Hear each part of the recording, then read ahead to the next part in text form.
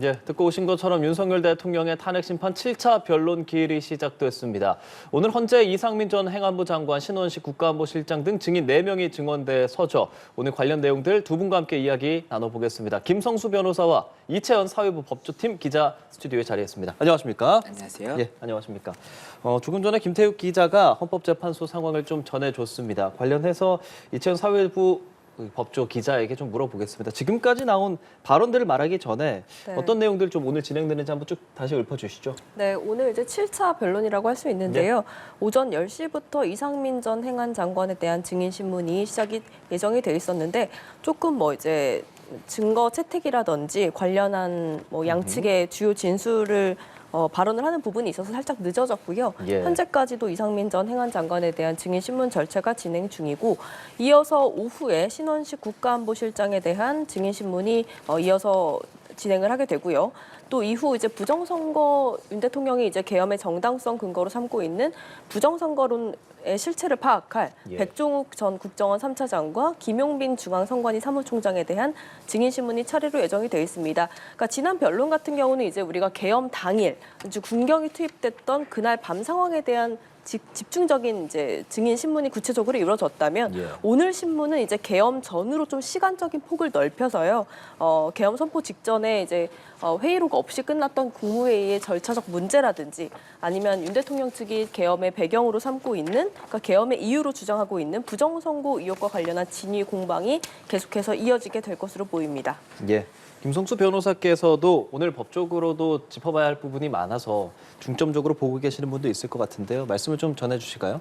예, 일단 오늘 지금 10시부터 시작이 됐습니다. 그리고 한 30분가량 이제 PPT를 통해서 이 각자의 주장을 주장하는 준비 서면에 대해서 설명을 하는 절차를 거쳤습니다. 그러면 이 준비 서면은 이제 PPT를 통해서 주장한 내용이 어떤 것이었는지 그 부분도 저희가 봐야 될 것으로 보이고 그리고 오늘 증인 신문이 4사람이 진행이 될 예정이 있지 않습니까? 그렇죠. 그렇다고 한다면 각각의 증인이 지금 현재 이 국회 측이라든지 대통령 측에서 증명하고자 하는 사실관계가 다르기 때문에 이에 대해서 각각 어떠한 답변을 하는 것인지 그리고 이 답변에 대해서 어느 쪽을 더 신빙할 수 있는지까지도 저희가 같이 보면 좋을 것 같습니다. 예, 말씀해 주신 것처럼 오늘 일단 이상민 전 행정안전부 장관 오전에 진행이 되기 때문에 지금 증인 신문을 진행하는 중이고요. 오후에 신원식 국가안보실장과 백종욱 전 국정원 3차장 그리고 김용빈 중앙선관위 사무총장 이렇게 4명이 예정이 되어 있는 7차 변론 기일입니다.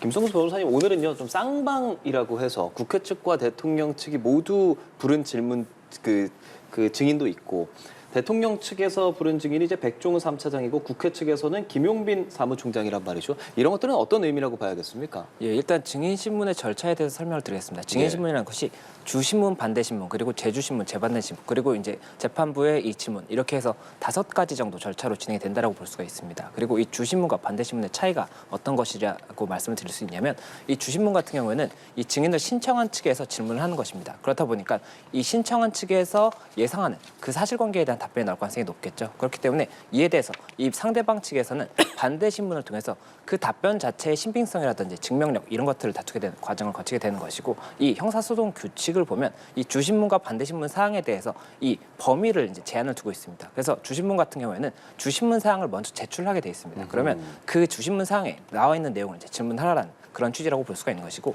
이 반대 신문 사항 같은 경우에는 주신문 사항이 먼저 제출이 되면 그 범위 내에서 그 주제의 범위 내에서만 질문을 하는 것이 원칙인 겁니다. 그렇기 때문에 일단 주신문이 진행이 된다고 하면 이 신청한 측에서는 주제를 한정할 수 있는 효과가 있습니다. 그래서 내가 이 부분까지만 질문을 하겠다라고 해서 주제를 한정하게 된다라고 한다면 반대 신문 측에서는 추가적인 다른 사실관계를 물어보기 위해서는 재판장의 허가를 받아서 이제 추가적인 질문을 해야 되거든요. 그렇다 보니 이 주신문을 어느 쪽에서 하느냐 자체에 대해서 주제를 한정할 수 있는 이 효과에 대해서 어느 쪽에 가져갈 것이냐가 쟁점이 되는 것인데 오늘 같은 경우에 쌍방이 이제 신청한 증인 같은 경우에는 쌍방 모두 주신문을 할 수가 있기 때문에 이 상대방에서 제시하지 않은 주제에 대해서도 질문을 할 수 있는 주제로 넣을 수가 있기 때문에 이런 부분을 저희가 조금 신중하게 볼 수가 있을 것 같습니다.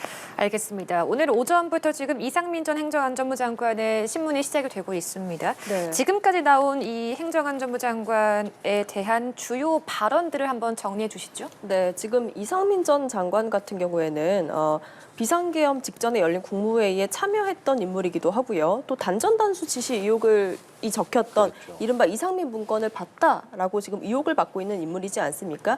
당연히 오늘 이제 오전에 윤 대통령 측에서 먼저 이제 증인 신문을 했고 이어서 현재는 국회 측의 증인 신문이 이어지고 있는데 당연히 이 두 가지 부분, 그러니까 이 전 장관을 상대로 국무회의가 진행됐던 구체적인 경위와 법적 또 절차적 하자에 대한 질문이 쏟아졌고요. 또 두 번째로는 현재 이상민 문건을 이제 이른바 언론사 단전 단수 지시 의혹과 관련해서 이상민 전 장관이 이 문건을 실제로 받아봤는지 윤 대통령으로부터 어떤 지시가 있었는지에 대한 질문이 그야말로 쏟아졌습니다. 그러니까 이상민 전 장관 같은 경우에는 좀 어떻게 그런 발언을 했냐라고 따져보면 지금 그동안의 경찰과 이제 검찰 조사를 이상민 전 장관이 받은 적은 있지만 좀 드러나지 않았던 부분을 새로 진술한 내용이 있거든요. 네. 그동안에는 이제 소방청장과 그러니까 허석훈 소방청장과 통화한 사실 자체는 인정하면서도 어떤 국민의 안전을 좀 지켜달라는 차원에서 전화를 한 것이다. 라면서 이제 단전 단수 의혹과 관련해서 좀 선을 그은 모습이었는데 오늘은 이제 대통령실 그러니까 개엄 당일 김용현 전 장관의 전화를 받고 그 용산 대통령실로 지방 출장을 가했다가 이 전 장관이 바로 향하지 않았습니까? 이때 이제 대통령실 집무실 탁자에서 쪽지를 몇 개 좀 멀리서 봤다. 라고 언급을 했습니다. 그러니까 소방청 단전 단수 이런 내용이 적혀져 있던 거를 봤다라는 건데 이 시점이 이제 국무위원들의 점점 모여들고 있었던 국무위원들이 이제 만류하러 가는 그런 상황이었고 예. 그런 상황에서 이제 본인이 짧게 1, 2분 정도 머물 때 보게 된 것이다.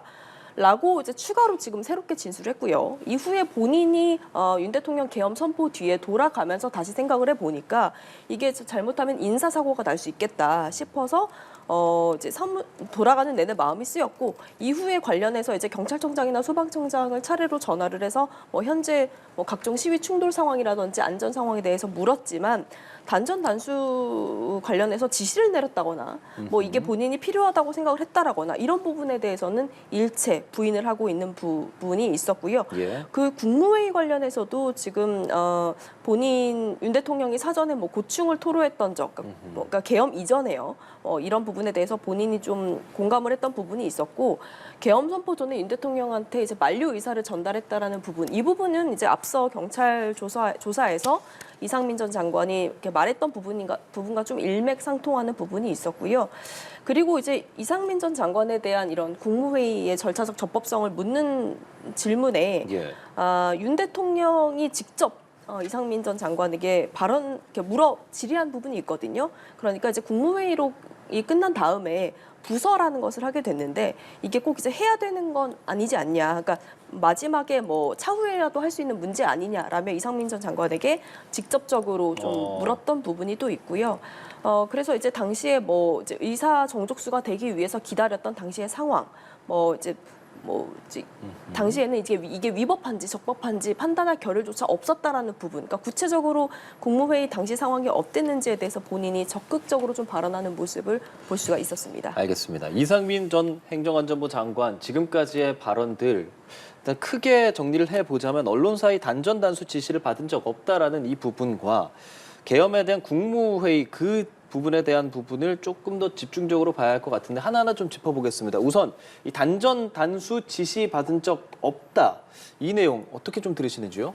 네, 일단 지금 대통령 측에서 질문하는 것에 대해서 답변을 하는 내용을 제가 듣고 들어왔습니다. 예. 그렇기 때문에 그 부분에 대해서 일단 국회 측에서 어떻게 또 이제 반대 신문을 진행할 것인지 이런 것들을 제가 봐야 될 것으로 보이고 그 과정에 따라서 신빙성 여부가 이제 결정이 되지 않을까 생각이 됩니다. 그리고 지금 현재 이상민 전 장관이 이야기한 부분은 이 단전 단수에 대해서 이 대통령으로부터 직접 지시를 받은 것은 없고 이 쪽지가 올려져 있는 것이 있어서 거기서 이제 문구를 봤다라는 취지로 이야기를 하고 있지 않습니까? 그렇다라고 한다면 이 쪽지가 있었다는 것에 대해서는 일단 인정을 하는 것으로 볼 수 있는 신문 내용이 있기 때문에 이에 대해서 이제 추가적으로 국회 측에서 어떠한 사실관계를 확인할 수 있을 것인지 이런 것들을 봐야 될 것으로 보입니다. 그리고 말씀 이어가 주시죠. 그리고 이상민 장관이 지금 현재 소방청장에 대해서 전화를 했던 것은 맞지만 이 단전 단수를 지시한 것이 아니라 이 상황에 대해서 파악하기 위해서 이 부분에 대한 질문을 했었고 이 부분 답변을 받았다 이런 취지로 이야기를 하고 있기 때문에 이에 대해서도 이제 진실 공방이 벌어질 것으로 보입니다. 예. 그리고 지금 이상민 장관이 소방청장에게 지시하지 않았다는 근거로 이야기를 하고 있는 것이 이 행안부 장관이 소방청장에게 어떤 지시를 할 수 있는 권한이 있는 것이 아니고 만약에 대통령 지시가 있었다라고 한다면 대통령의 지시다라고 이야기를 했을 것이다 이렇게 이야기를 하고 있기 때문에 이런 부분들에 대해서도 신빙할 수 있는 근거인지 이런 것들을 논리적으로 좀 따져보지 않을까 생각이 됩니다. 그러니까 이상민 전 장관은 직접적으로 지시를 한 것이 아니고 이제 전화를 하면서 그 쪽지가 생각이 나고 걱정이 돼서 만일의 경우를 대비해서 뭐랄까요, 일종의 통화를 했다라는 이야기를 하는 것인데 지금 말씀해 주신 것처럼 대통령 측의 신문까지 있는데 국회 측에선 이 단전 단수 관련해서 어떤 것들을 좀 물어보겠습니까? 예, 국회 측에서는 지금 현재 단전 단수 지시가 있었다는 것을 증명하고자 하는 거지 않습니까? 그렇다 보니까 이상민 장관이 이야기한 부분 중에 어떤 모순적인 허점이 있는 부분이 있는지 이런 부분들을 질문하지 않을까 생각이 되고 그 답변 과정에서 혹시나 더 따져볼 부분이 있다라고 한다면 추가적으로 뭐 재반대 신문이라든지 뭐 주신문 이런 과정에서 검토해서 질문하지 않을까 생각이 되기 때문에 이런 부분을 저희가 봐야 될 것으로 보이고 그에 대해서 답변이 어떻게 나오느냐에 따라서 이 재판관들도 신빙의 여부를 따질 것이기 때문에 그 부분에 대한 답변이 중요하지 않을까 생각이 됩니다. 예, 알겠습니다. 지금 단전 단수에 관한 이야기들이 오전에 좀 주요 쟁점으로 화두가 되고 있는데 이 단전 단수하라는 내용이 이 문건이 중요한 이유가 있지 않습니까? 어떤 의미가 있는 거죠?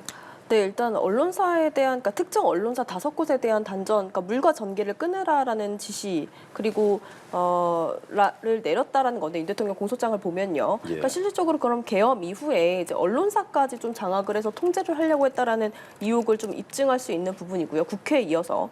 근데 이제 오늘 나왔던 질문 중에 대통령이 단전 단수가 만약에 필요했다라고 하면 이상민 전 장관에게 직접 지시를 했을 텐데 이 안 한 이유가 뭐라고 생각하냐라는 질문에 비상계엄에서 그런 조치는 아예 배제가 됐기 때문에 지시할 이유가 없다라고 이상민 전 장관이 대답을 했고 그리고 아까 이제 변호사님도 말씀 주셨지만 이태원 참사 이후에 이제 지금 행안 장관에게 경찰 소방에 대한 지시 권한이 없다는 거는 이미 다 알려진 상황이었지 않냐.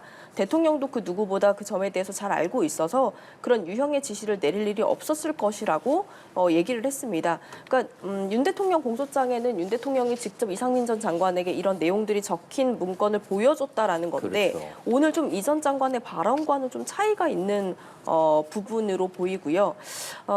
그래서 이제 직접적으로 이런 지시를 윤 대통령으로 받은 적이 없고 그리고 윤 대통령의 지시사항을 관련해서 이제 본인이 이런 이야기를 한다라고 하더라도 본인이 지시한 형태가 아니고 대통령의 지시사항을 제가 전달하는 거다. 뭐 이런 식으로 얘기를 했다는데 살짝 좀 애매모호한 부분이 있어서 본인이 뭐 이거를 이후에 열렸던 그러니까 계엄 선포 이후에 간부 회의에서 뭐 경찰이나 소방 담당자들에게 뭐 단전 단수 방법을 알아보라거나 단전 단수를 하라거나 뭐 이렇게 지시를 한 적은 일체 없다라고 밝혔거든요. 그래서 검찰 조사와는 조금 살짝 차이가 있는 부분이라서 이 부분은 좀 이제 쟁점이 또 될 것으로 보입니다. 변호사님, 이게 공소장에 앞서 이채원 기자가 언급해준 부분, 그러니까 단전 단수를 하라는 내용이 적힌 문건을 윤석열 대통령이 보여줬다라는 것과 오늘 이상민 전 장관이 말하는 얼핏 봤다라는 게 법적으로 좀 어떤 해석의 차이가 될 수 있는 겁니까? 예, 이게 법적으로 결국에는 재판이라는 것이 사실관계를 특정을 합니다. 사실관계를 특정하고 해당 행위가 이제 법적으로 문제가 되는 것인지를 검토를 하는 것인데 이 사실관계 특정에 있어서 지금 현재 공소장이라는 것 자체가 이제 검찰이 수사를 진행했지 않습니까? 그리고 이 증거들 이제 검찰에서 파악한 증거들을 기준으로 해서 사실관계를 재구성한 것이 공소장이라고 볼 수가 있습니다. 그런데 이 공소장에서 나온 내용이 이 반드시 다 진실로만 확정되는 것은 아니고 일부는 진실로 확정되고 일부는 진실로 확정되지 않는 그런 절차를 거치게 되는 것이 재판입니다. 그렇다 보니까 지금 현재 이 공소장에 나와 있는 이 쪽지와 관련해서 쪽지를 직접적으로 받았다라든지 아니면 이와 관련한 지시를 직접적으로 받았다라는 공소장의 내용이 있는데 이와 배치되는 이제 진술이 나왔다라고 한다면 이것에 대해서 만약에 이 진술이 신빙할 수 있다라고 한다면 공소장의 내용 중에 일부 사실관계에 대해서는 부정이 되는 그런 부분에 효과가 있을 수가 있기 때문에 이것이 쟁점이 되는 것이고 이게 지금 현재는 탄핵 심판이지 않습니까? 탄핵 심판에서는 이 공소장이 쟁점이 아니라 결국 탄핵 심판에서 이 재판부가 어떻게 사실관계를 인정할 것인지가 중요한 부분인데 공소장이라는 근거가 하나 나온 것이거든요. 그런데 이 근거를 신빙할 수 있는지에 대해서 이제 검토하는 과정이 되는 것이고 이게 만약에 일부가 부인이 된다고 하더라도 공소장 전체를 부인할 수 있는 그런 것은 또 다른 부분이 있기 때문에 이런 것까지도 아무래도 좀 구분해서 판단하지 않을까 생각이 됩니다. 이 단전 단수가 이제 언론이나 이런 부분에 특정 건물들에 대해서 진행이 되는 거기 때문에 그 지역들을 어느 정도 윤석열 대통령이 의지를 갖고 어떻게 하려고 했느냐 그런 부분들이 결과적으로 탄핵에 어떤 영향을 미칠 수 있다 뭐 이런 신문이라고 볼 수 있겠네요. 그럼? 예, 지금 현재 탄핵의 이제 사유를 5가지로 국회에서는 들고 있습니다. 그리고 그 중에 사실 언론사에 대한 단전 단수에 대한 사실관계에 기반한 부분은 없다고 보이기는 하거든요. 그렇지만 만약이라도 이 언론사에 대해서 이러한 어떤 단전 단수라는 강한 조치를 취하려고 했다라고 한다면 지금 뭐 국회에 대한 단전 단수 이런 이야기도 나오고 있기 때문에 그런 단전 단수도 같이 진행하려고 한 것이 아니냐 이런 취지의 사실관계를 증명할 수 있는 근거 중에 하나가 될 수 있지 않을까 이런 부분이 있기 때문에 아마 중요한 쟁점이 되지 않나 생각이 되고 또 현재 이 국방부 장관이나 행안부 장관 같은 경우에는 이 계엄과 관련해서 가장 밀접하게 법적으로는 규정이 되어 있는 이 장관들이라고 볼 수가 있기 때문에 그런 행안부 장관이나 국방부 장관이 이 계엄 사태에서 어떠한 역할을 했는지 이런 부분들을 구체적으로 밝히고자 하는 그런 취지의 신문이 아닐까 생각이 됩니다. 알겠습니다. 지금 단전 단수뿐만 아니라 또 두 번째로 핵심 쟁점이 되는 게 국무회의에 관한 이야기가 될 것 같은데요. 지금 오전 신문에 있어서 윤석열 대통령 측이 신문을 먼저 시작했습니다. 이 과정에서 국무회의 관련 이야기 나온 거 있으면 좀 정리해 주시죠. 네, 지금 현재도 국회 측에서 이 국무회의의 절차적인 어떤 적법성 부분에 대해서 이 전 장관을 상대로 계속해서 질의를 이어가고 있는데요. 예. 이상민 전 장관 같은 경우 이 이제 국무회의 참석자 중에 한 명이지만 이에 앞서서 이상민 전 장관이 이제 계엄을 사전에 알았는지 이 부분과 함께 국무회의에 참석했다라는 부분이 좀 연결지어서 봐야 될 것 같아요.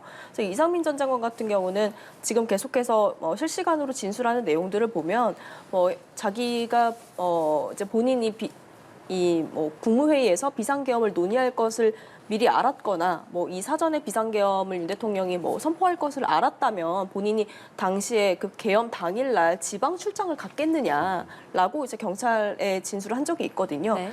그때 이제 김용현 전 장관이 이상민 전 장관이 이제 지방 출장을 가기 전에 이제 대통령실로 오라고 할 수도 있다라는 연락을 받고 본인은 지방 출장을 갔다가 어떤 경위인지도 모른 채 이후에 용산 대통령실을 향했다 이렇게 얘기를 하고 있거든요. 예. 그래서 이제 윤석열 대통령 측은 이제 앞서 김용현 전 장관이 말했던 것처럼 계엄 관련한 국무회의가 1시간 반 정도 진행이 됐다면서 절차적 정당성이 있었다라는 취지로 김용현 전 장관도 마찬가지고요. 이렇게 얘기를 했었던 만큼 오늘 질의에서도 이상민 전 장관을 상대로 이런 부분을 계속해서 물었고 이상민 전 장관 같은 경우에는 당시 이제 국무위원들이 반대했던 상황에 대해 윤석열 대통령이 본인도 다 안다라고 얘기를 했다라고 좀 새롭게 밝힌 내용들이 있어요. 그러니까 국무위원 개개인이 느끼는 어떤 상황 인식이나 위기감 이런 것들이 국정을 총괄하는 대통령으로 가지고 있는 어떤 위기감, 책임감 이런 것들은 차원이 다른 것이다. 라면서 이제 당시 상황에 대해서 좀 세세하게 구체적으로 본인이 기억하는 바에 대해서 얘기를 하고 있고요. 그리고 윤 대통령 측에서 아까 부서 얘기한 것처럼 형식적인 절차를 갖춘지 않았냐라는 부분에 대해서 좀 일부 동조하면서 얘기했던 부분이 있는 거고, 그리고 국회 쪽에서 지금 계속해서 물어보는 게 5분 만에 어떤 개의 선포나 또 끝날 때 시점에 대한 어떤 다 이제 기록 같은 것들을 해야 되는데 이런 부분 없이 이제 졸속으로 국무회의를 5분 만에 심의했던 부분, 이런 부분을 좀 국회 측에서는 집중적으로 파고들면서 이 5분 동안 윤 대통령이 이제 얘기를 할 때 별도의 의견 발언 기회를 줬었느냐라고 했을 때 그렇지는 않았다라고 얘기를 했거든요.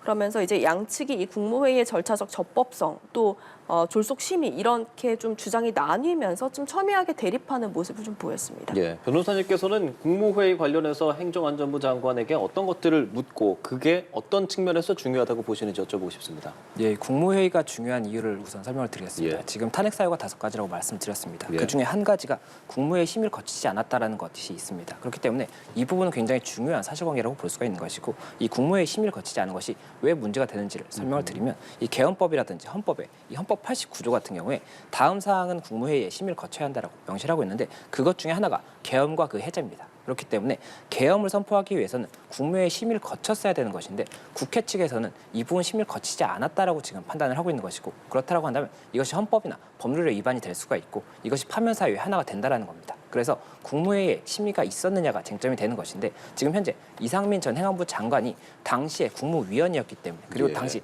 회의에 참석한 인원으로 지금 이야기가 되고 있기 때문에 이 국무회의가 있었던 것으로 볼 수 있느냐, 그리고 이것이 심의로 볼 수 있느냐, 이것이 쟁점이 되는 겁니다. 그래서 이 심의의 의미 자체가 법적으로 어떻게 되는지도 쟁점이 될 수가 있는 것인데, 또 한 가지가 지금 국무회의의 이 정족수는 맞췄다라는 것은 이제 다툼이 없는 사실로 보입니다. 그런데 이 정족수가 맞춰졌다고 하더라도 심의가 있었다고 볼 수 있느냐에 대해서는 이제 각각의 국무위원들의 의견도 들어봐야 되는 것이고, 당시의 사실관계도 파악을 해봐야 되는 겁니다. 그래서 사실관계가 심의를 거쳤다라고 볼 수 있는지가 쟁점이 되는 그런 부분이 있는데, 지금 현재 국회에서 주장을 하고 있는 부분이 예. 이 회의가 있다라고 한다면 국무회의 회의록이 작성이 됐어야 되고, 또 이제 부서를 하게 돼 있습니다. 그 각각의 국무위원들이 부서를 하게 돼 있는데 회의록도 작성이 되지 않았고 부서도 없었다는 거죠. 그렇다 보니 이 부분에 대해서 이런 회의록이나 부서가 없는 것을 봤을 때 심의가 없었다는 것이 국회 측의 주장인 것이고 대통령 측에서는 심의 자체는 있었고 이 회의록이나 부서 같은 경우에는 사후에도 할 수 있는 것인데 이 사후에 굉장히 이제 여러 가지 사태가 있었지 않습니까? 그렇다 보니까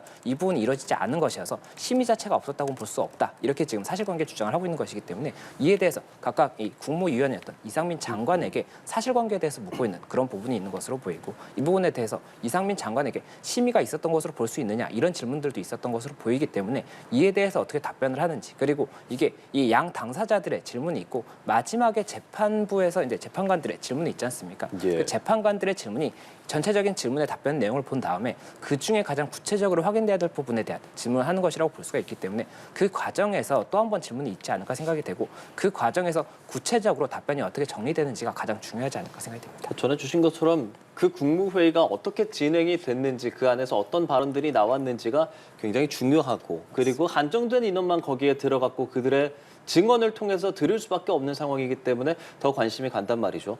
국무회의 관련해서 오늘 나온 발언들 쭉 짚어보자면 일단 국무회의에 그 비상계엄이라고 당시에 비상계엄이 위헌이라고 생각한 국무위원이 없다라고도 말을 하고 또 전반적으로 국무위원들이 뭐 한 명 한 명 말하는 것은 아니고 전반적으로는 좀 대통령을 만류해야 하는 것 아니냐 이렇게 말하는 상황이었다. 이 정도까지 전해지고 있습니다. 이 기자. 네, 말씀 주신 것처럼 근데 이제 이상민 전 장관 같은 경우 뭐 그때 당시에 이게 위헌이다, 예, 예. 뭐 위법하다, 뭐 이렇게 지금 말하는 사람은 없었다라고 하는데 좀 이 맥락에 대해서 조금 더 자세한 설명이 필요해 보이지만 그렇죠. 앞서 이 전 장관이 말했던 것, 그러니까 수사기관에 말했던 것을 좀 이렇게 살펴보면서 좀 추정을 해보자면 이 전 장관은 당시에 이게 이제 뭐 위법인지 뭐 이거를 위법에 대해서 뭐 검토를 할 수 있는 건지 그럴 시간적 겨를이 없었다고 그런 취지로 얘기를 했었거든요. 또 계엄을 할 상황이 아니라고 생각을 했다. 이렇게 좀 진술한 부분이 있었기 때문에 그러니까 이후에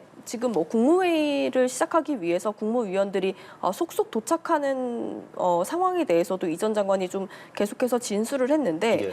그러니까 애초에 이제 국무회의의 적법성 요건을 갖추기 위해서 의원들을 모은 것인지 아니면 일단 뭐 윤석열 대통령 개별적으로 물어보면서 어느 정도 왔냐라고 해서 그러니까 이후에 국무회의에 어떤 정족수가 필요하다라고 해서 이후에 지켜진 것인지 그러니까 이런 부분을 좀 국회 측에서 계속해서 좀 파고 들었거든요. 그러니까 국무회의 어떤 절차적 요건을 지키기 위해 사전에 의결 정족수 11명이 절반이 필요하다는 점을 인식하고 처음부터 이거를 모으려고 했던 것인지 아니면 이거에 대한 어떤 적법적인 인식이 없었던 채로 어느 정도 이제 모여야 혹은 그냥 형식만 갖춘 채 어느 정도 모이면 윤 대통령이 바로 이제 계엄 선포를 하려고 했었던 것인지 이런 세세한 시간 단위별로 절차적인 적법성, 그러니까 구체적인 경위에 대해서 좀 국회 측에서 좀 따져 물었던 것이 있었거든요. 그러니까 지금 이동찬 변호사 쪽, 그러니까 윤 대통령 측에 의하면, 그러니까 예정돼 있던, 그러니까 KBS 담화를 뭐 방송이 잡혀 있다라고 윤 대통령이 말했던 그 22시가 다가올 쯤에 윤 대통령이 국무위원들이 다 왔냐라고 물어봤다라는 거예요. 그러니까 다 도착을 못했다라는 말을 듣고 윤 대통령이 다시 안으로 들어가서 기다렸고 과반인 11명이 이제 도착했다는 얘기를 듣고 나와서 대회의실로 나와서 모두 모였고 이때 이제 11명이 다 모였을 때 국무위원들이 모인 이유 자체가 비상계엄 선포 때문이라는 거를 이제 그때 알았다라는 취지로 이 전 장관은 얘기를 했었고요. 앞서 얘기를 해드린 것처럼 윤 대통령 이 자리에서 뭐 국무위원들이 좀 전반적으로 만류하는 부분, 특히 뭐 외교부 장관이라든지 뭐 한덕수 국무총리라든지 직접 뭐 들어가서 윤 대통령을 대면해서 지금 외교 상황에 큰 영향을 끼칠 수 있다라면서 만류했던 당시 분위기도 좀 있었거든요. 이런 부분 다 수사기관의 수사로 나온 거기 때문에 그럼에도 불구하고 윤 대통령이 이제 개개인이 느끼는 어떤 상황 인식과 또 자신이 느끼는 상황 인식이 좀 다르다. 라고 마지막으로 하면서 5분 만에 회의를 끝내고 내려가서 계엄을 선포했다. 이렇게 이제 이상민 전 장관은 진술을 했습니다. 예. 지금 이치영 기자가 말한 부분에 대해서 혹시 뭐 법적으로 덧붙일 부분이 있으십니까?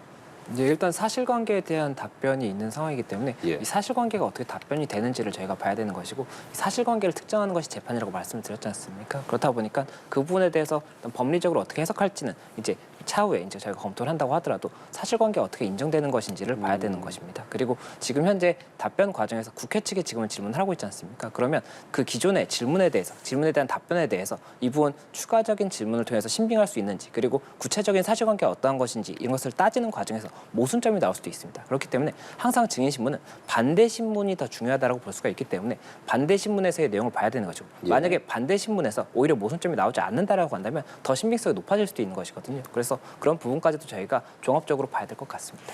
예, 알겠습니다. 지금 이상민 전 행정안전부 장관은 국회 측과 윤석열 대통령 측이 쌍방으로 신청한 증인이거든요. 지금까지는 윤석열 대통령 측에서 주신문을 했고 지금 말씀하신 것처럼 국회 측에서도 신문이 이루어지는데 지금까지는 좀 적극적으로 발언을 한 모습이었습니다. 하지만 앞으로 또 반대 측이라고 보기엔 그렇지만 국회 측에서 신문을 한다면 뭐 계속해서 적극적으로 좀 발언을 하겠느냐, 아니면 증언을 좀 거부할 가능성도 있느냐 좀 여쭤볼게요.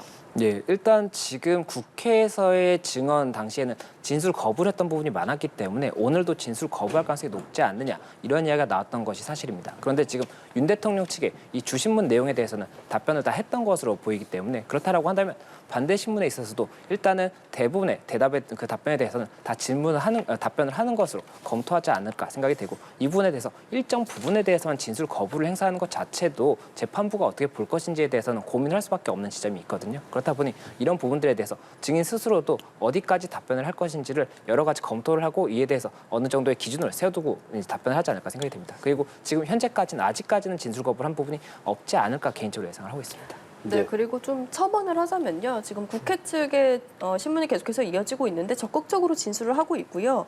근데 다만 이상민 전 장관이 앞서 이제 뭐 국회에서는 증언을 사실상 거부했습니다만 경찰 조사를 받을 당시에는 뭐 계엄을 할 상황도 아니었고 당시에 이런 사태가 벌어질 걸 알았다면 뭐 뜯어서라도 말렸을 것이다. 뭐 이렇게 네. 얘기했던 부분이 있는데 오늘은 보면 좀 진술 내용들을 전반적으로 살펴보면 윤 대통령의 어떤 고충, 뭐 그동안의 윤 대통령의 고민 이런 부분에 대해서 본인이 충분히 이제 공감을 했다라는, 그러니까 고충에 대해서 지지한다라는 좀 이런 대목이 좀 특이하게 읽히거든요. 그러니까 당시 이제 모였던 국무위원들이 비상계엄에 대한 사전 뭐 지식이나 정보 같은 것도 없었고 위헌 위법이란 생각도 전혀 없었고 그때 돼서야 뭐 계엄법 이후에서야 이제 뭐 계엄법상 어떻게 돼 있는지 이런 것들을 좀 알게 됐다라고 얘기를 하고 있잖아요. 근데 이상민 전 장관 오늘은 이제 계엄이 헌법에 명시된 엄연한 대통령의 권한이고, 그러니까 우리 국무위원들이 걱정과 우려, 뭐 만류 이런 것들을 의사를 전달했음에도 윤 대통령이 깊이 고민한 끝에, 그러니까 심사숙고 끝에 내린 결정이라고 한다. 그러면서 윤 대통령, 그러니까 만류는 했지만 윤 대통령 고심을 충분히 이해할 수 있고 저렇게까지 좀 우리가 고민하지 못한 것에 대해서 상당히 죄송스러운 마음이다. 이렇게 좀 진술한 부분이 좀 주목할 부분인 것 같습니다. 네, 이제 오전 지금 이제 곧 끝난다고 볼 수 있는 거죠. 네, 시간적으로 봤을 때는 아마 끝이 나고 나면 점심 식사를 하고 나서 이제 오후 진행이 될 것으로 보이는데 남은 시간 동안 어떤 부분 좀 윤석열 대통령 그리고 이상민 장관 측에서 이야기를 하게 될까요? 예, 지금 현재 쟁점이 두 가지로 좁혀졌다라고 볼 수가 있을 것 같습니다. 국무회의가 있었는지 그리고 단전단수 지시가 있었는지 이 두 가지가 쟁점이 되기 때문에 그렇다라고 한다면 이 남은 시간 동안 최대한 이 본인이 주장하는 사실관계, 이 국회 측과 대통령이 지금 주장하는 사실관계가 다르지 않습니까? 예. 이 본인들이 주장하는 사실관계에 대해서 각각 증명하기 위해서 신빙성을 이제 최대한 올리려고 하는 그런 질문이라든지 아니면 오히려 신빙성을 이제 깨려고 하는 이 모순점을 찾고자 하는 이런 질문들이 있지 않을까 생각이 되고 이에 대해서 어떻게 답변할지가 중요할 것 같습니다. 그리고 앞서 말씀을 드렸던 것처럼 이 부분에 대해서 전체적인 답변 내용을 듣고 나서 재판부에서 이 최종적으로 질문하는 그 과정을 거치게 되는데 그 과정에서 구체적인 내용이 추가적으로 확인이 되고 이를 통해서 신빙성 여부가 판단이 될 가능성이 높기 때문에 그 부분까지도 저희가 주의 깊게 봐야 될 것 같습니다. 알겠습니다. 자, 잠시 후인 오후 2시부터는요. 신원식 국가안보실장이 증인으로 서게 됩니다. 자, 앞으로 남은 증인 신문에서는 어떤 점을 집중적으로 봐야 될지 그리고 또 어떻게 진행되는지 정리해 주시죠. 네, 일단 오전 같은 경우에는 이제 국무회의의 절차적 적법성 문제를 좀 위주로 따졌다면 오후에 나오는 증인들을 좀 면면히 따져보면요. 신원식 국가안보실장 그리고 백종원 전 국정원 3차장, 또 이어서 김용민 중앙선관위 사무총장이 나오지 않습니까? 그렇죠. 그러니까 윤 대통령이 이제 계엄의 정당성 이유로 들고 있는 부정선거론 관련한 실체를 파악하기 위해서 양측의 공방이 좀 치열하게 벌어질 것으로 보이고요. 일단 신원식 국가안보실장 같은 경우에는 역시 계엄에 대한 사전 인식, 모의 부분, 이 부분이 좀 쟁점이 될 것으로 보입니다. 왜냐하면 신원식 국가안보실장 같은 경우에는 지난해 국방장관 재직 당시에 그러니까 한 2023년 3, 4월경이거든요. 이때 삼청동 안가에서 김용현 전 장관 또 뭐 여인현 전 사령관 윤 대통령과 함께 이제 모임을 했던 인물이지 않습니까? 네. 이때 윤 대통령이 계엄을 직접적으로 언급하진 않았지만 비상대권이라는 말을 처음 언급을 했고 그러니까 때문에 계엄을 시사했던 발언이 처음 나온 것이었기 때문에 신원식 국가안보실장이 윤 대통령의 이런 어떤 계엄에 대한 구상 부분에 있어서 사전적으로 인식을 하고 있었는지 이 부분이 좀 쟁점이 될 것으로 보이고요. 두 번째로는 신원식 실장 같은 경우에는 저희가 계엄 해제 요구 결의안이 가결됐던 게 지난해 12월 4일 새벽 1시였지 않습니까? 근데 이후에 윤 대통령이 실제 계엄 해제 선포를 하기까지, 그러니까 새벽 4시 반까지는 좀 시차가 있어요. 3시간 정도. 이 사이에 이른바 그 윤 대통령이 극소수 핵심 참모들과 함께 합참 지하 결심실에서 회의를 가졌습니다. 이때 신원식 실장하고 그리고 이제 정진석 비서실장이 대통령 수행을 위해 찾았다라는 거거든요. 그러니까 이때 상황에 대해서 아마 국회 측은 집중적으로 어떤 회의를 했는지 캐물을 거고요. 그래서 이 부분이 좀 주요 줄기가 될 수 있고 또 하나 부분은 신원식 실장에 대한 부분에 있어서 김용현 전 장관 그러니까 신원식 당시 국방부 장관이 임명이 1년도 안 된 시점에 그러니까 지난해 8월이거든요. 그때 이제 육군 삼성 장군 출신인 김용현 전 장관이 국방장관으로 발탁이 됩니다. 예. 그러니까 이렇게 갑작스럽게 당시 외교 현안들이 좀 이렇게 산적한 상황에서 갑작스럽게 안보실장이 교체된 것 이런 이제 것 관련해서도 당시 이제 신원식 실장이 경질된 모양새였는데 이제 좀 갑작스러운 인사가 있었거든요. 그러니까 이런 이제 김용현 전 장관의 발탁과 이 계엄의 연관성 여부에 대해서 국회 측은 아마 집중적으로 질의를 할 것으로 보입니다. 왜냐하면 김용현 전 장관이 지금 뭐 삼청동 안가를 비롯해서 윤 대통령과 계속해서 사전 모의하고 계엄을 구상하고 이럴 때 항상 최측근으로서 옆에 있었던 인물이지 않습니까? 그러니까 왜 이제 김용현 전 장관이 이런 국방장관 지위에 올라와서 이런 내란 사태와 어떤 연관이 있었던 건지 이런 부분을 좀 집중적으로 논의를 할 것으로 보이고 반대로 윤 대통령 측에서는 신원식 국가안보실장에 대한 입증 취지가 지금 뭐 윤 대통령이 앞서 뭐 계속해서 언급했던 것 중에 하나가 뭐 하이브리드전 뭐 이런 얘기를 계속해서 든 것이 있거든요. 그러니까 지금은 우리가 뭐 직접적으로 뭐 육지전을 하고 뭐 이런 상황은 아니지만 뭐 정보전, 허위선동, 심리전, 뭐 선거 개입 뭐 이런 관련해서 이른바 이제 복합 전쟁을 뜻하는 이런 하이브리드전의 한복판에 있다 주장한 바 있는데 이 탄핵 심판에서도 이제 신 실장을 상대로 우리나라가 이제 비군사적인 어떤 전쟁 상태였다는 것을 강조를 하면서 계엄의 불가피성에 대해서 집중적으로 질의를 할 것으로 보입니다. 예, 알겠습니다. 자, 그러니까 오후 2시부터 시작되는 신원식 국가안보실장과 관련해서는 이 사전에 모의가 있었냐라는 것이 좀 중요해 보이는데 앞으로 남은 신문에서 법적으로 좀 본다면 어떻게 볼까요? 예, 말씀하신 것처럼 신원식 국가안보실장 같은 경우에 이제 쌍방에서 신청을 했기 때문에 쌍방이 다 이 각각의 주신문을 통해서 주제를 이제 범위를 정하지 않을까 생각이 됩니다. 그래서 이 국회 측에서는 계엄 모의라든지 이런 부분들을 질문할 것이고 이것이 이제 중요한 부분은 결국에 지금 현재 계엄에 관해서 어떠한 목적이 있었는지 그리고 어떠한 절차를 거치려고 했었는지 이런 것들을 알기 위해서는 이 당일의 사실관계만 파악할 것이 아니라 그 전 그리고 그 이후까지도 파악을 같이 해야지 결국에는 정확하게 사실관계를 파악을 할 수가 있습니다. 그렇다 보니까 이 사실관계 계엄 전에 어떠한 일이 있었는지에 대해서 아마 질문하는 것이 주된 목적이 아닐까 생각이 됩니다. 그리고 현재 윤석열 대통령 측에서는 국가안보 상황, 이 국가안보실장이었지 않습니까? 그렇기 때문에 국가안보 상황에 대해서 물어볼 것으로 보이고 이것이 지금 탄핵 사유 5가지 중에 한 가지와 이제 연관이 됩니다. 탄핵 사유 5가지 중에 또 한 가지 말씀을 드릴 수가 있는 부분이 지금 현재 국회 측에서는 이 당시가 계엄을 선포할 그 시점이 아니었다는 겁니다. 계엄을 선포할 요건이 아니었는데도 불구하고 국가의 뭐 전시 상태와 유사한 그런 상황이 아니었음에도 불구하고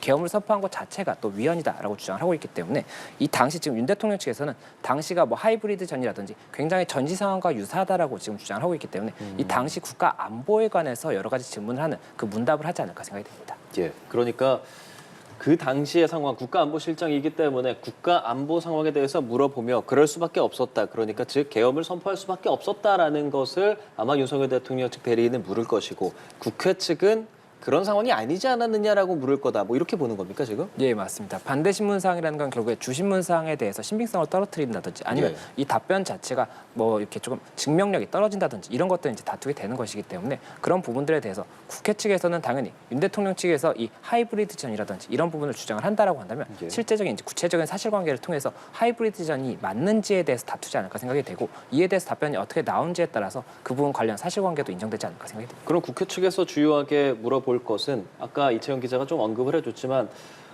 삼청동 안가에서의 그런 회동 거기서 어떤 이야기가 나왔느냐 이 부분을 또 중요하게 보게 되겠죠. 예, 맞습니다. 지금 국회 측에서는 말씀드렸던 것처럼 계엄 당일뿐만이 아니라 그 전후까지도 사실관계를 명확하게 밝혀서 결국에 계엄 당일에 이 실시하고자 했던 그 목적이 어떤 것이었는지 이런 부분을 파악하고자 하는 거지 않습니까? 그렇다 보니까는 결국에는 계엄이 언제부터 이제 이야기가 됐었는지 그리고 구체적인 논의가 언제부터 됐었는지 이런 것들에 대해서 이 신원식 안보실장에게 물어보지 않을까 생각이 되고 그리고 지금 그 계엄 해제 의결이 있은 다음에 그 이후에 사실관계에 대해서도 일부 이제 파악하고 있는 사실관계가 있다라고 한다면 이 부분까지도 질문을 통해서 어느 정도의 사실관계를 파악하고자 하지 않을까 생각이 듭니다.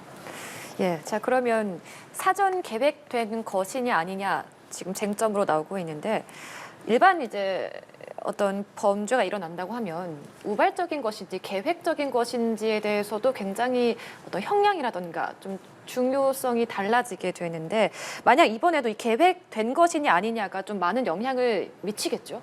예, 일단 말씀 주신 것처럼 이 우발적인지 계획적인지에 따라서 형량이 차이가 나는 것은 이제 형사사건입니다. 저희가 일단 구분을 해야 되는 것이 형사사건이 있고 헌재사건이 있고 두 가지가 지금 같이 진행이 되고 있는 겁니다. 네. 그래서 형사사건 같은 경우에는 내란 혐의로 지금 재판이 진행될 예정이고 아직 이제 첫 공판 준비기일이 진행이 되지 않았죠. 그런데 내란죄 같은 경우에 만약에 형사사건에서 인정이 된다라고 한다면 뭐 징역 몇 년이라든지 이렇게 이제 형이 이제 선고가 되는 그런 그렇죠. 부분이라고 볼 수가 있는 것이고 탄핵 심판 같은 경우에는 대통령을 파면할 것인지 여부에 대해서 저희가 다투고 있는 부분이기 때문에 이 부분에 대해서는 조금 달리 봐야 되는 부분입니다. 그렇지만 이 앞뒤 이제 전후 사정을 파악하는 것은 이 양 사건 모두 다 해야 되는 부분인 것이 결국에는 사실관계를 파악해서 말씀하신 것처럼 형사사건 같은 경우에는 이 부분 계획적인 부분이 있다라고 하고 이 계획에서 어느 정도의 비난 가능성이 더 높다라고 한다면 더 중하게 처벌될 수가 있기 때문에 그런 부분을 이제 파악하지 않을까 생각이 되고 이 탄핵 심판 사건에서는 이 사실관계를 구체적으로 확정을 해야 되는 겁니다. 신체적 진실이 무엇인 것인지 찾고 그것에 부합해서 탄핵 여부를 결정을 해야 되는 것이기 때문에 그렇다면 계엄 당일에 이 단편적인 내용만 봐서는 이 부분 사실관계가 왜곡될 수가 있거든요. 그렇다 보니까 전후 과정, 이 그 계엄 직전, 특히나 직전이 가장 중요할 것인데 직전이라든지 직후에 어떤 일이 있었는지에 따라서 지금 윤 대통령이 이야기하고 있는 실제 집행에 대해서는 굉장히 그 가능성이 낮다라고 봤다라든지 이런 것들의 사실이 부합하는 것인지 아니면 국회에서 보고 있는 것처럼 국회 해제 의결을 받고 굉장히 좀 장기적으로 계엄을 이제 유지하려고 했다 이런 부분이 맞는 것인지에 대한 이 사실관계 파악을 위해서 현재 여러 가지 증인 신문을 진행하고 있는 것이고 그와 관련해서 일단은 다음 국가안보실장 같은 경우에는 이 국가안보와 관련해서 결국에는 여러 가지 질문도 할 수가 있는 것이고 또 그리고 예. 대통령과 굉장히 이 동선을 같이 했던 인물로 볼 수가 있기 때문에 이 동선을 같이 하면서 듣고 어떤 내용을 뭐 지시한 그런 부분이 있다라고 한다면 그런 부분들을 확인하기 위해서 신문을 진행한다 이렇게 볼 수가 있는 겁니다. 그러니까 이게 말씀하신 그 삼청동 안전가옥에서의 회동이 지난해 3, 4월 정도잖아요. 거의 네. 1년이 다 됐기 때문에 그때 쟁점과 비상계엄을 선포할 당시의 쟁점은 사실 뭐 정무적으로 좀 다르지 않습니까? 그럼에도 불구하고 당시에 그 비상대권이라는 표현을 썼다. 뭐 군인이 나서야 되지 않겠느냐 이런 것 때문에 연동을 짓는 그런 가능성이 좀 있는 거죠. 네, 네, 그렇습니다. 일단 윤 대통령이 이제 계엄을 언제부터 구상을 했느냐, 그리고 이제 주요 인물들과 만나서 어떤 대화를 나눴느냐, 이게 뭐 구체적으로 당시 이제 모였던 인물들을 통해서 확인할 수밖에 없는 부분이긴 하지만 윤 대통령 공소장이나 뭐 김용현 전 공소장에 따르면 그 지난해 3월부터 그러니까 그때부터는 윤 대통령이 최소 이 계엄과 관련한 어떤 구상, 뭐 야당에 계속해서 뭐 독자적으로 독재 정치를 하는 부분, 뭐 예산을 삭감하는 부분, 뭐 감사원장을 탄핵하는 부분, 뭐 이런 부분들을 계속해서 윤 대통령이 이제 언급을 하면서 계엄을 할 수밖에 없다. 그러니까 절차적으로 이제 그러니까 계엄을 할 수밖에 없다라는 정당성을 계속해서 이제 주변 인물들한테 말을 했었던 것으로 보이고 그렇기 때문에 윤 대통령이 이제 왜 계엄을 할 수밖에 없었는지 그 구상을 하는 단계에 있어서 뭐 김용현 전 장관이나 뭐 신원식 실장이나 여인영 전 사령관이나 그런 최측근들이 바로 이제 옆에 있었기 때문에 윤 대통령 말고도 이 이제 군경 지휘부 자체가 비상계엄 선포를 사전에 인식하고 있었는지 또 어떤 당시에 뭐 어떤 입장을 밝혔었는지 이런 부분들이 좀 쟁점이 되고 있는 것으로 보이고요. 지금 좀 이상민 전 장관에 대한 신문이 거의 다 끝나가고 있는 것 같은데 그렇군요. 뭐 현장에서 들려오는 소식에 의하면 윤 대통령이 이상민 전 장관에 직접 신문을 요청했지만 재판부가 이제 대리인단이 하면 된다라고 하면서 좀 제지를 했던 부분이 있습니다. 예, 알겠습니다. 자, 지금 양측 신문이 끝나고 재판부가 이제 질문을 시작한다라는 것까지 저희가 지금 알고 있는데 네. 다음으로는 백종욱 전 국정원 3차장이 증인으로 나섭니다. 세 번째 증인이 될 텐데 이 백 전 차장을 상대로는 어떤 질문이 오갈 것인지 한번 짚어주시겠어요? 네, 백종훈 전 국정원 3차장 같은 경우에는 좀 어떤 인물이냐면 선관위 보안 점검에 참여했던 인물이기도 합니다. 그러니까 지금 윤 대통령 측이 신청한 증인인데 2023년에 있었던 국정원의 선관위 사이버 보안 점검에 참여했던 인물이기도 하고 당시 직접 브리핑도 했었고요. 그러니까 이 인물이 왜 중요하냐 하면 윤 대통령이 앞서 변론기일에서 재차 우리가 부정선거 수사하려고 하는 게 아니고 선관위 전산 시스템에 어떤 문제가 있는지 뭐 스크린 차원이다 라면서 이제 부정선거 음모론은 아니라고 약간 한 발 빼지 않았습니까? 네. 이제 이런 선관위 보안 시스템의 어떤 취약성이 드러났기 때문에 이 국정원의 이 점검 결과에서요. 그렇기 예. 때문에 선거 결과에 부정한 영향을 미쳤다라는 의심이 있고 이것 때문에 비상계엄의 어떤 구상을 하게 된 배경 중에 하나라고 계속해서 윤 대통령 측이 재차 밝히고 있는 부분이기도 하거든요. 때문에 백종훈 전 국정원 3차장이 이와 관련해서 뭐 지난해에 선관위 관련해서 내부 시스템 보안 점검을 했을 때 어떤 점들이 문제였고 당시 어떤 점들에 대해서 이제 뭐 실제 뭐 해킹 과 관련해서 뭐 보안 취약한 점이 있었는지 이런 부분을 좀 집중적으로 추가 질의가 이어지고 백종훈 전 차장이 발언을 할지가 관심인 건데 근데 당시에는 지금 윤 대통령이 지금 근거로 들고 있는 이 국정원의 내부 시스템 보안 점검 결과 이때가 어땠냐면 좀 예. 실제 가상 해킹을 해보니까 뭐 실제 개표 결과가 조작까지도 가능하더라. 그러니까 그야말로 이 선거 관리 시스템 어떤 보안 시스템에 전반적으로 좀 미비한 점이 있었다라고 했거든요. 근데 다만 여기서 좀 주목할 것은 선거 시스템에 대한 어떤 침투 흔적까지는 찾지 못했다. 그러니까 투표 조작이 있었다는 정황이 파악되진 않았다라고 선을 그었습니다. 그러니까 관련해서 오늘 백종훈 전 차장이 어디까지 좀 진술을 할지가 관심인 것이고 이거에 대해서 지금 선관위 자체도 뭐 내부 조력자가 실질적으로 가담하지 않는 이상 우리가 부정선거 같은 것들은 불가능하다. 그러니까 성공하기 어렵다라고 재차 반박하고 있는 상황이지 않습니까? 그래서 이런 부분들, 그러니까 지난해 국정원의 이 선관위 보안 시스템 점검 결과상 드러났던 부분이 뭐고 이 백종훈 전 차장이 직접 확인한 것들이 무엇이었는지에 대한 부분이 좀 집중적으로 이뤄질 것으로 보이고 윤 대통령 계속해서 지금 뭐 21대 총선 연수구 뭐 투표자 수 검증 신청에 대한 부분, 그러니까 재차 지금 의혹을 제기하는 부분들이 있는데 이런 부분들 재판부가 계속해서 검증 신청을 기각하고 있는 상황이거든요. 게다가 지금 검찰 수사 결과는 윤 대통령 측이 주장하고 있는 뭐 단순 점검 차원이었다라는 부분이랑 좀 배치되는 측면이 있지 않습니까? 네. 뭐 당시 선관위 직원들을 체포하기 위해 뭐 케이블 타이라든지 뭐 야구 방망이라든지 이런 것들을 좀 준비했던 정황들이 속속 드러나고 있어서 좀 헌재 심판에서 이 부정선거 의혹이 좀 밝혀질지 이런 실체를 두고 양측이 진실 공방을 벌일 것으로 예상이 됩니다. 예, 앞서도 언급을 해주셨지만 오늘 진행되는 그리고 7차 동안 계속 진행되는 이제 헌법재판소에서의 판단은 윤석열 대통령의 탄핵에 대한 심판인 거고 윤석열 대통령 측은 당시가 비상계엄을 선포할 수밖에 없었던 상황이다라는 것을 증명하는 것이 우선일 거란 말이죠. 백종욱 3차장, 국정원 차장은 작년 7월에도 기자회견을 했고 그리고 나서 앞서 뭐 언급해 준 것처럼 강서구청장 보궐선거 하루 전에도 선관위 투개표 시스템 해킹 가능성이 있다 이런 식으로 그러니까 선관위 시스템에 문제가 있다라는 것을 줄곧 주장을 해왔기 때문에 이 부분은 윤석열 대통령 측의 주장과 일치되는 부분이기 때문에 그런 선관위 시스템에 대한 질문이 주가 될 것이다라고 볼 수 있는 거죠. 네, 아무래도 지금 여러 가지로 신청을 한 목적 자체가 이 선관위 시스템에 대한 부분이 이제 주된 내용이 아닐까 생각이 되고 있고 그리고 말씀하신 것처럼 그런 부분에 대해서 계속해서 과거에 이 의견을 이 윤석열 대통령이 주장하는 사실관계와 이제 궤를 같이 하는 이제 진술을 한 것으로 보이지 않습니까? 그렇다 보니 오늘의 이 문답에 있어서도 그 답변 내용이 윤석열 대통령이 지금 주장하고 있는 선관 시스템에 하자가 있는 부분이 있다라는 이런 취지가 아닐까라고 지금 예상이 되고 있는 겁니다. 그리고 이 선관위 부정선거 관련 이런 이제 의혹이 제기된다라는 것 자체가 어떤 부분이 이제 탄핵 심판에서 논해질 수가 있는 것이냐면 지금 하이브리드전을 말씀을 주셨지 않습니까? 이 하이브리드전에 이제 선거에 개입한다든지 이런 부분을 통해서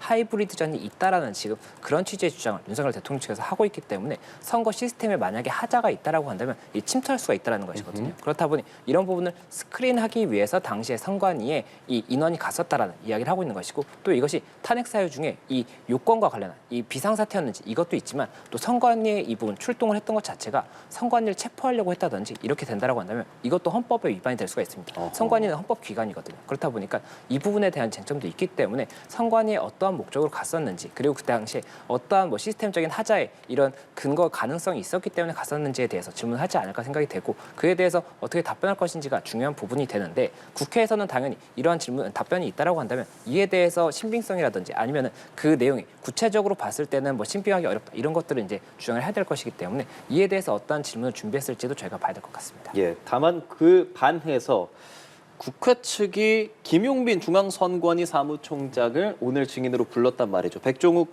차장 이후에 진행이 될 텐데 김용빈 사무총장 같은 경우는 그럼 중앙선관위에서는 선거 잘 진행하고 있다 이런 이야기를 한다라고 볼 수 있는 겁니까? 그럼? 네, 김용민 중앙선관위 사무총장 같은 경우는 앞서 저희가 방금까지 논의했던 백종원 전 국정원 3차장과는 조금 다른 발언을 할 것으로 그러니까요. 예상이 됩니다. 왜냐하면 부정선거 의혹을 일축하고 있는 인물 중에 한 명이거든요. 그러니까 국회 측이 신청한 증인이기도 하고 또 윤 대통령과는 서울법대 79학번 동기이기도 합니다. 네. 근데 저번 이제 국회에 나와서 이게 지금 국정원 점검 결과를 근거로 해서 시스템이 취약하다라고 주장하는 게 맞지 않다라면서 부정선거 의혹을 적극적으로 반박해 온 김 총장이고요. 그리고 지금 뭐 윤 대통령이 지금 이렇게 부정선거의 근거로 둔 이 아까 저희가 계속 얘기했던 국정원의 보안 컨설팅 결과 이 부분에 대해서도 이 선관위 전산 시스템이 해킹이나 조작에 무방비하다라는 이 주장과 관련해서는 당시에 국정원이 요구했던 뭐 시스템 구성도라든지 이런 것들을 사전적으로 제공을 했고 자체적으로 이제 보안 시스템을 일부 적용하지 않은 상태에서 그러니까 보안 수준을 좀 일부 낮춘 상황에서 모의 해킹을 진행을 한 것이다. 라면서 이게 뭐 현재 지금 부정선거가 어떤 방식으로 행해졌냐 이거에 대해서 좀 말하는 사람이 없지 않냐라고 지난 내란 국정조사 특위 2차 청문회에서 직접적으로 발언을 했던 인물이기도 하거든요. 때문에 오늘 이제 국회 측 증인인 만큼 부정선거의 실체가 사실상 없지 않냐라는 부분에 대해서 좀 힘을 실어줄 것으로 예상이 되는 부분입니다. 알겠습니다. 자, 지금 헌법재판소가 사전에 지정한 윤 대통령 탄핵 심판 변론 기일이요. 이번 주 목요일 한 차례 남았습니다. 이렇게 되면은 탄핵 심판에 대한 선고도 곧 나올 것 같은데 앞으로 추가 기일이 지정되지 않는다면 사실상 탄핵 사건이 이제 마무리에 들어간다라고 봐야 될까요? 예, 일단 지금 2월 13일까지가 변론 기일로 지정이 되어 있고 이제 증인 신문 자체는 지금 13일까지만 지정이 되어 있습니다. 그렇다 보니까 만약에라도 추가 증인 신문을 지정하지 않는다라고 한다면 이제 마무리를 하는 수순으로 들어가지 않겠나라는 이야기가 나오는 것 같습니다. 그리고 예. 마무리를 한다라고 하면 일단은 그 박근혜 전 대통령 당시에도 증인 신문을 이제 16차 변론 기일까지 진행을 했었고 17차 변론 기일은 이제 최종 변론 기일을 통해서 이 양측이 법리적인 주장이라든지 사실관계에 대한 주장을 이제 정리하는 그 과정을 거쳤었거든요. 그렇다 보니 만약이라도 증인 신문이 뭐 이번 주 아니면 뭐 다음 주 이렇게 해서 증인 신문 기일이 종료가 된다라고 한다면 그 이후에 이 최종 변론 기일을 통해서 법리적인 주장을 정리하는 과정을 거치지 않을까 생각이 되고 그 이후에 이 박근혜 전 대통령 같은 경우에는 최종 변론 기일 이후에 한 2주 정도 그 평일을 거친 다음에 그 다음에 선고가 있었기 때문에 그 일정대로 진행되지 않을까라고 생각은 되는데 예. 다만 지금 현재 증인 신문에 대해서 추가 증인 신청을 어쨌든 윤 대통령 측에서는 계속해서 할 것으로 보이고 또 이제 국회 측에서도 할 것으로 보입니다. 그리고 헌재에서 지금 8차 변론기일 같은 경우에는 이 수방사 제1경비단장 같은 경우는 헌재에서 직권으로도 채택을 했었거든요. 이 사실관계의 파악을 위해서 필요하다라고 본 부분이 있기 때문에 만약이라도 그런 부분이 있다라고 한다면 직권 채택의 가능성도 있어서 이번 주에 이 증인 신문 기일이 종료가 될 것인지에 대해서도 저희가 지켜봐야 될 것 같습니다. 그렇죠. 목요일까지 하면 과연 국회 측과 대통령 측이 원하는 바를 다 물어볼 수 있을까? 더 물어보고 싶은 증인들도 있지 않을까? 분위기 좀 어떻다고 보세요? 네, 일단 뭐 탄핵 심판이 저희가 계속 얘기하고 있는 것처럼 후반부 재판부에 접어든 거는 맞고 현재까지 잡힌 마지막 변론은 목요일 8차 변론인데 그러니까 오늘까지 2번 남은 거죠. 근데 네. 아직 헌재 측에서는 구체적으로 얘기를 하고 있진 않은데 오늘 뭐 기일이나 목요일 기일에서 추가로 언급할 가능성이 있습니다. 아직은 구체적으로 뭐 추가 기일을 잡는다 아니다 이렇게 헌재가 공식적으로 밝힌 건 없고요. 왜냐하면 아직 양측 대리인단의 뭐 최후 변론 같은 것들을 준비하라 이런 통보가 아직 없거든요. 네. 그래서 현재는 지금 변론 종결 여부에 대해서 수시로 보여서 논의 중인 것으로 보이고 지금 윤 대통령 측 증인이 이제 무더기, 그러니까 상당수로 기각이 됐지만 지금 보류돼 있는 인물들이 있습니다. 증인으로요. 한덕수 국무총리라든지 이경민 방첩사 직무대리라든지 뭐 이런 사람들에 대해서 또 증인으로 다시 부를 가능성도 있기 때문에 현재로선 섣부르게 이번 주에 마무리된다. 이렇게 좀 예단하기는 어려울 것 같고요. 만약에 뭐 추가 변론이 없다라고 하면 최종 변론 뒤에 재판관들이 평의를 거쳐 선고를 할 것으로 보이는데 뭐 박근혜 전 대통령 때는 17차 변론까지 이어진 바가 있고 변론이 끝난 다음에는 약 2주 내로 선고가 이어졌던 적이 있습니다. 그리고 뭐 덧붙여서 얘기하자면 지금 현재 마은혁 헌재 후보자 임명 보류에 대한 권한쟁의 사건도 2차 변론이 마무리가 돼서 선고만 남겨두고 있지 않습니까? 예. 그러니까 이런 결론 시점에 따라 윤 대통령 탄핵 심판도 좀 변수가 될 것으로 보입니다.